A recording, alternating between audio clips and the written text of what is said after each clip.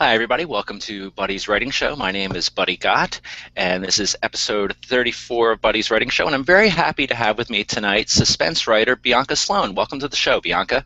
Hi, buddy. How are you? I'm wonderful, thanks. How are you tonight? I'm great. Thank you. Oh, you're welcome. Thank you so much for being on the show. My pleasure. Great. My pleasure as well, because I love suspense books, and like I said, you're a suspense writer, and I wanted to talk about your stuff. Your first book is, well, I love the title of it because I'm a music fan, and I know all your books are music related with the titles. What was the name of your first novel, Bianca? Live and Let Die. So that's based on that old Paul McCartney and Wings tune. Oh, yeah, fantastic song. Yeah, yeah. And then my second one is Sweet Little Lies, and that's based on a Fleetwood Mac tune. Oh, yeah, Little Lies from the Tango in the Night album. I'm a Fleetwood Mac junkie, so I know that one pretty well. So you know your stuff. Now, Live and Let Die, can you tell our viewers what that one's about? Sure. It is basically a cold case story, for lack of a better term. This is a young woman who went jogging one night along Chicago's snowy lakefront. I live in Chicago, and all of my books are set in Chicago. Nice. Yeah, it was very important to me because I kept reading all these books in New York, and I said, well, where are the books in Chicago? You know, so yeah, is that true? It seems like a lot of these kind of books take place in either New York or Los Angeles. So it's nice to see you do something different there. 48 other, places, states. Exactly. So, yeah. But so at any rate, she goes jogging and she disappears, and it's a very violent, very brutal crime because her body turns up a few days later. And her sister, her older sister, who she's very close to, she was out of the country when it happened, and so when she comes back, there was just all these questions and suspicions, and so she starts poking around. And of course, suspicion falls pretty squarely on her sister's husband. And so we start to see what role did he play, what about his new wife, what role did she play, and so just kind of the mystery unravels as we go along. And there is a big twist at the end, which a lot of people comment that they never saw coming, which was satisfying to me because I didn't really know it until I wrote it. So it was definitely a case of not knowing the ending until way after the fact. So. Oh, wow. Yeah, that's got to be very, very satisfying for you to hear people, just didn't see it coming. That's got to be great. It was, absolutely. Now, let me ask you this. Now, that leads into something I was going to ask you, because I've asked other writers that I've had on the show. It seems like every time you talk to a writer, every other one is going to say that they either outline their stories or don't outline their stories. But I'm just curious, because a book like this, it sounds like you probably do have all kinds of twists and turns within the plot, within the story, and you said you yourself just said you weren't really sure what the ending was going to be till you got to it. Right. How do you plan out your books, or is it kind of like different with every story? I guess, for lack of a better term, I consider myself to be a bit of a plotzer, so a combination of a plotter and a planner. And then to your point, there are some people who absolutely have to know, every step of the way what's going to happen in a book, and I can't start until I know the end. And right. I definitely am not that way. I mean, I do plot points. I just kind of start scribbling in notebooks, and I have a notebook next to the bed. I have it in my purse. Just it's kind of bad because I'm just always scribbling. I know. I've got these kind of notebooks everywhere. Yes. It's insane. Whirled away, stuffed into crazy places, but yeah, it's bad.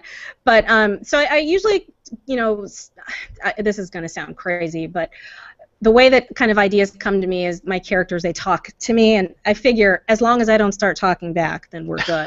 But I hear them talking, and I start writing things down, and the plot points just start coming, and that's kind of where the story starts to take shape. And then I just start writing. And I'm not afraid to detour along the way. That's kind of exciting for me to see where, something you thought was going to work out doesn't, something you never thought of pops in, out of nowhere. I really love that challenge.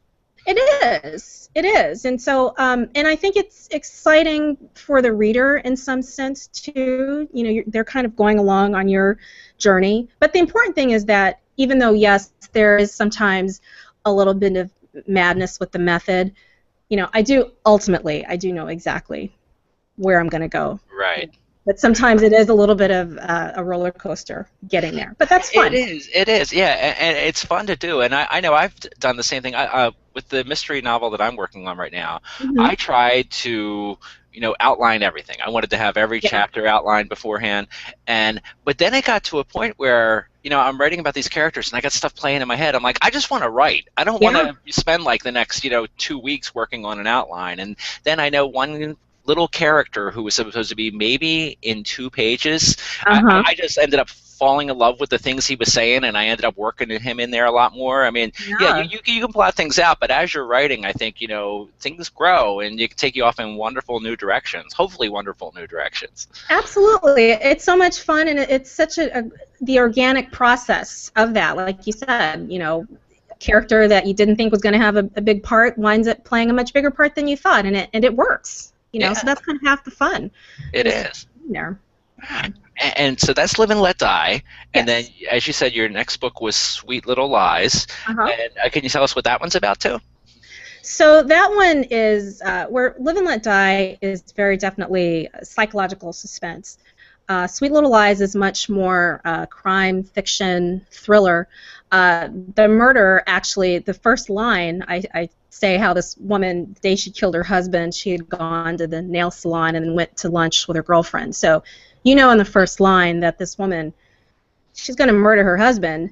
Right. And the murder happens very, like in the first couple of chapters. And in most, stories, that would be actually the end. Mm-hmm. But I was interested in, well, what happens next? And it's not a courtroom drama or anything like that, because I'm not a lawyer, much to my father's chagrin. Not go to law school. But I was really fascinated as to, okay, well, what happened? What drove her to this?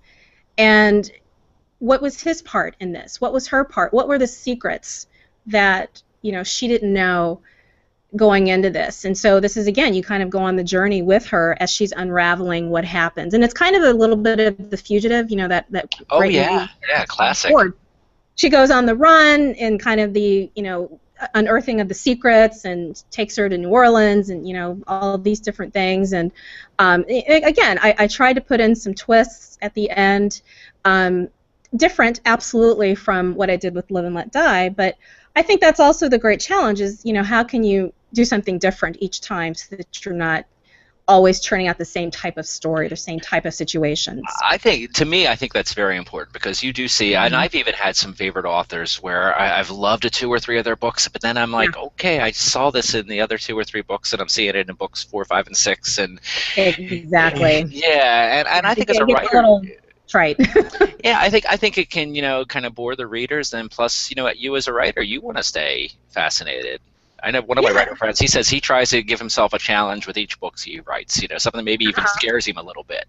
And I think that's going to be fun for him, and then fun for the readers, too. Well, I think that's important because, you don't, as you said, you really don't want to get in a rut as a writer or as a reader, because then that makes you say, well, gosh, I've read 20 of these books, and 15 of them are change name, change location, right? Exactly. Same plot, Right.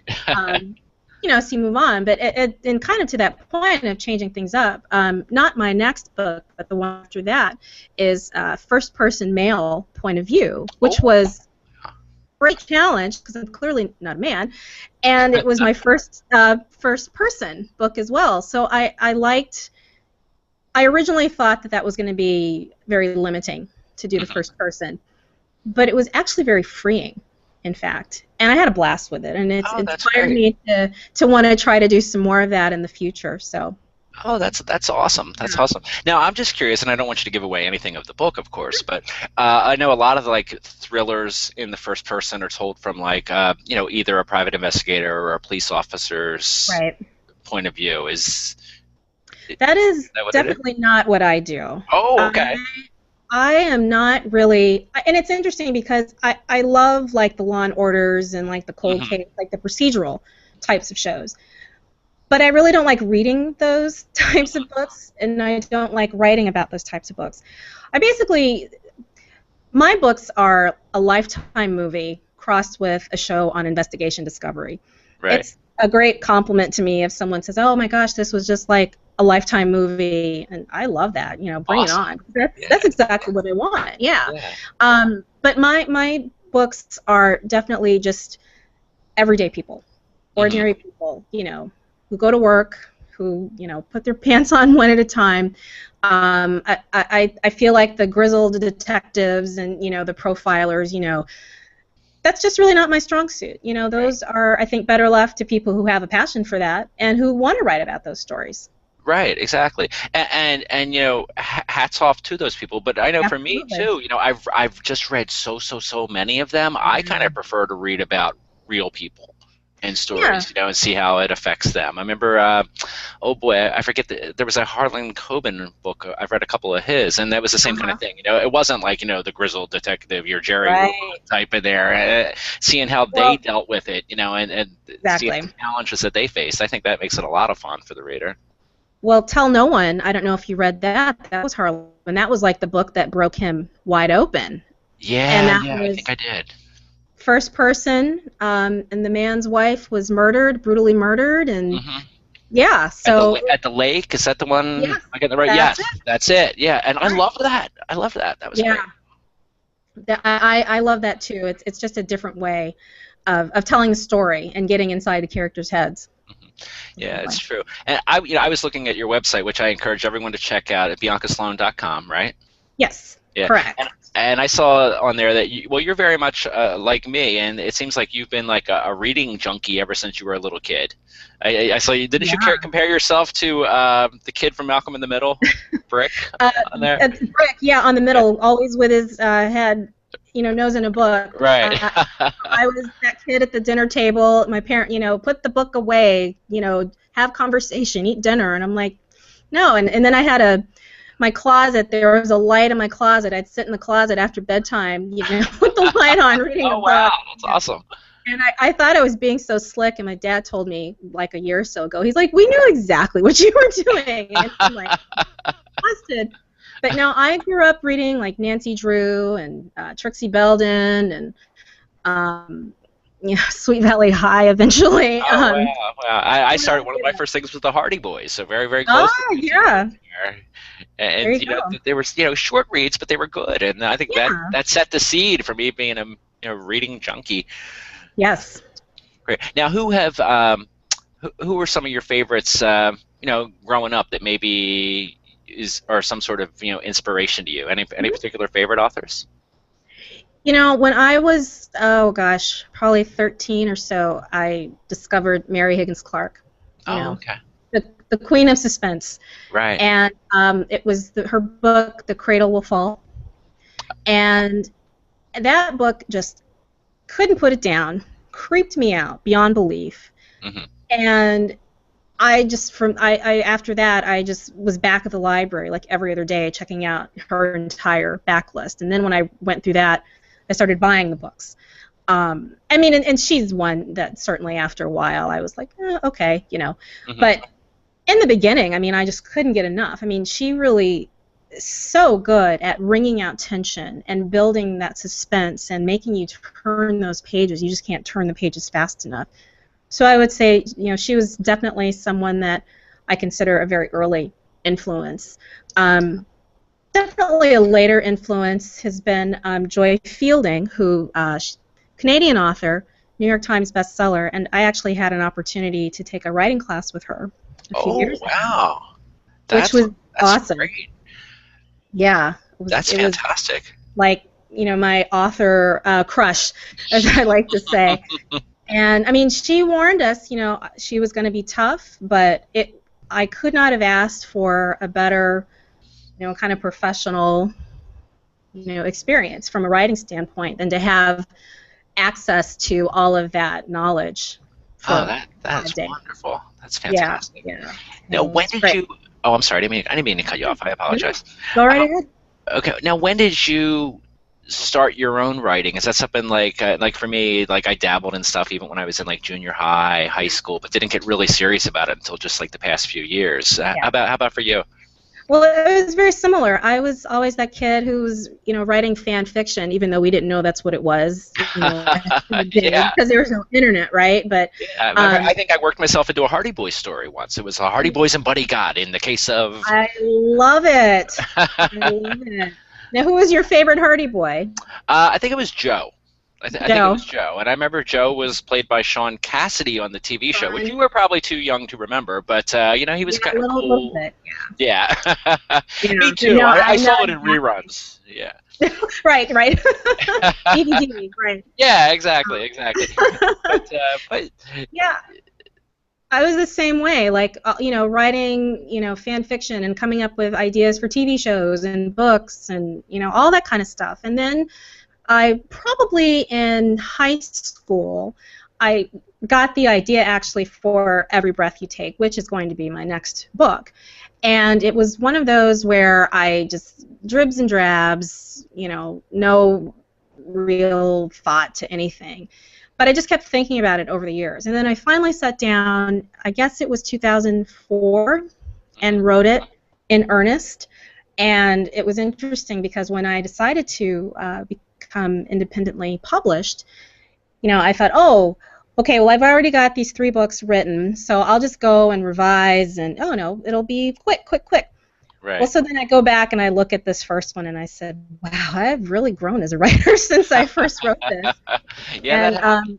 it does, and it was one of those where I wanted to give up on it because it just required so much work, and I actually wound up rewriting it front to back 3 times until I got it where I wanted it, and I think I had to go through that process to, it's a growth, Yeah. and also to keep pushing yourself.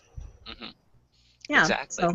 Yeah, my first book, actually, the main character in it, he's a private eye, and I started that book in 1999, and I Wow. kind of just sat it aside, but then I went back to it and back to it, and it's same deal. I'm just finally really got it where I want it to be. And Yeah. Yeah. sometimes those stories stick with you so long, and you want to do it. But that's the thing too. It's like everything I wrote. I had like almost a full novel written like 5 years ago based on Uh-huh. this, and then I've grown since then because I've written so much more. It's just like you said. Just like you said. I mean, the more you write, the better you're going to get, and then you can do it the way you really want to, which is exciting. Absolutely. Well, and you learn, and then you start to kind of develop your bag of tricks, because when we're starting out, I mean, we really don't know, what we're doing. We're just kind of Right. faking. But Yeah. as you do it more, you do start to get a better sense of, what to include, what not to include. I don't know that it necessarily becomes easier, and I don't think that it should become easier. Yeah. But I think you just, like I said, you get a better sense of, how to do it. Right, exactly. One thing I saw on your website that I thought was really, really cool is that you had a job in college that kind of puts Yeah. you in touch with writers. Can you tell our Yes. viewers about that? Absolutely. So when I was in college, I worked for Barnes & Noble booksellers, and I did that off and on throughout college, and then a little bit after college, because you graduate college, and what are you going to do? Go back to Right. Barnes & Noble. One of the jobs that I had, this was really a big thing in the 90s, were author tours. And we were a store that was considered like an A store, so we got a lot of, fairly A-list authors. We had Pat Conroy, we had David Sedaris, Oh, we wow. had Roger Ebert. Oh, how about that? Yeah, we had David Brinkley, who was ABC. Oh, yeah, ABC News. Time. Yeah. We had James Patterson, in fact. So Wow. we got it. Yeah, we had a lot of really fantastic authors come through. And they were all really nice. I mean, I wish I could say that, I wish I had some like dirt or some stories. But they were all just, really lovely people, and it was exciting to be able to, kind of be a part of that, because like I said, that was such a huge thing, in the 90s with, kind of Borders and Barnes & Noble, and you had these, book signings became like these, it was like rock stars. Yeah, You know, exactly. and we just never had seen that before. But I feel like prior to that, it was like conventions or like special Hmm. luncheons. It wasn't just you could just walk into your local bookstore and oh, there's at Conroy. You just never Right. really saw that. And it can be sort of like seeing a rock star. I remember, I think it was probably in the early '90s. I went to a book signing in it's a little town outside of Philadelphia, and Uh-huh. it was for Anne Rice, and I stood in Yeah. line probably for like 2.5, 3 hours because she was like right in the middle of doing her vampire books and some of the other Oh, things, and dude, uh, yeah. yeah, and that was exciting. And I've seen a couple other writers like that too, and I don't know. About you're in Chicago. I'm in Little Delaware, but here it seems like that kind of thing's kind of died off a little bit. I mean, people still, of Yeah, course, go and do the tours, but yeah. I guess it's It's the well with money there. all the stores closing, Borders obviously Yeah, being out of business, it and is, it's unfortunately. just not the yeah, it's just not the draw that it used to be. I think Right. it's publishers, they're looking at, okay, where can you get your most bang for your buck, so they're being a lot more selective with Hmm. where they send authors and which stores. It was True. always competitive, but it's like probably 5 times as competitive as it ever used to be. Yeah, I think So you're right. I think you're right. And then one thing too is that a lot of people, went to those things, for the autographed copies, and now they can. A lot of times you can just get that online. So yeah, yeah, things have changed quite a yeah. bit. Yeah, well, it's interesting because here in Chicago we have an event every summer, Printers Row Lit Fest, which is a 2-day literary event. And I guess it was 2 years ago, 3 years ago, Gillian Flynn, who Gone Girl, Oh, which right, right. was like a sensation. Yeah. And I just kept hearing about this book, and hearing about it, and then I saw she was going to be there, and I just last minute decided to go, and I actually got a signed copy, first edition of the book, and Okay. it was like, like a cool thing. It was like, oh right, I used to do these kinds of things because it used to be so much more abundant than Right. it is now. So it's not as often as it used to be, but it's still you still get a thrill out of it. Yeah, and I still get a thrill out of it too. Just going to like local bookstores around here, just meeting even someone who's just starting out. It's fun, if you're into reading or especially into writing when you meet these authors, and for me it's neat. I geek out. I geek out. You're not alone, trust me. Fellow geek, right here, fellow book geek. And another fellow book geek and a fellow writer geek is my friend Michelle Reed. She's an author, and she's watching the show live right now. She has commented and let us know that she was here and she's enjoying the show. And she Well, agreed hi, with what you were. Michelle.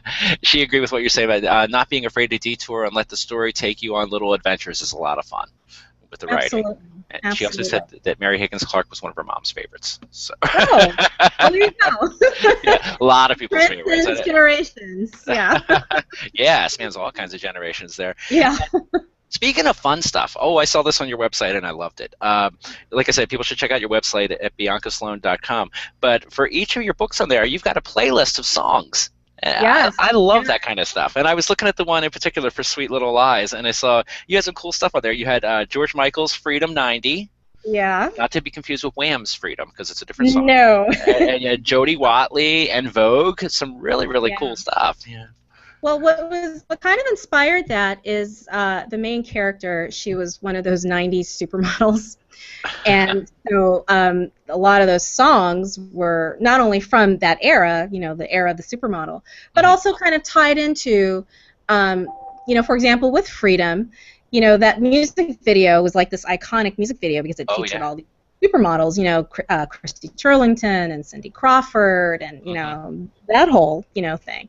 Right. And Woodley was always someone who, very well known for her sense of style, very unique sense of style, and so that kind of fit again with the character being, in the world of fashion, that kind of thing. So while the songs aren't necessarily, I know some authors, they listen to songs while they're writing, and that kind of inspires them, and that's not so much the case for me. It's more, kind of the characters. It's kind of the storyline.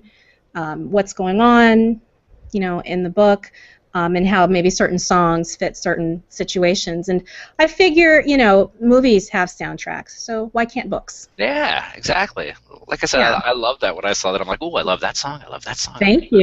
Yeah, that's fun. It's a Oh, and good one. oh, and also on your website too, you've got a great blog where you give you give some writing advice on there or share your writing journey on there sometimes, correct? Yeah, yeah. I definitely, I don't find myself being an expert by any means, but you know, I do definitely, you know, want to share my journey because that's something that I'm always interested in is learning, you know, how people kind of started, what are they inspired by, um, you know, what do they like. So I try to mix it up a little bit with things like, because I'm a suspense writer, you know, here are my 5 favorite suspense books or my Mhm. 5 favorite, you know, true crime shows, you know, Right. or if it's, you know, writing, okay, people ask, you know, what's your process? So, you know, I like to talk a little bit about that. So I try to, you know, and this is again part of keeping yourself kind of interested in what you're doing. Right. I think if I had to try and write a blog where it was all, you know, my expert tips, I mean, like I said, I'm not an expert, so that would get boring for everybody very quickly. But just, you know, just to keep it fun and keep it, you know, varied. Right. Absolutely. And it is fun. Like I said, I had a lot of fun when I visited your website. And I'm going to say it one more time, biancasloane.com. And I'm going to have the link at the bottom of the page once I post this. So I Great. encourage Thank everyone to, you. oh, you're welcome. I encourage everyone to check out the site and also to check out your books. I think they're available on all the fine online retailers. Is that correct? They are. They are Amazon, Barnes& and Noble, Smashwords, and Kobo as Great, well. great. So make Yeah, sure you check out Live and Let Die and Sweet Little Lies, and coming soon, Every Breath You Take. that's right. Yeah, another Hopefully by the fantastic end of this title. year. Oh, okay, Thank you. great. Oh, Thank you you're very welcome. much. Oh, you're welcome. And I thank you so much for being on the show. I had a lot of fun talking with you, Bianca. Same here. I had a blast. Thank you so much for having me. Oh, you're very welcome, and thank you. And thank you all to all the viewers of the show. Really appreciate it. Like I said, this is episode 34, so if you're new to the show, maybe consider subscribing. I got a whole bunch of other previous interviews, and I do try to do one a week. So thank you for watching, and thank you again, Bianca. Thank you, buddy. Have a great night. Thanks a lot. You too. Good night, everyone.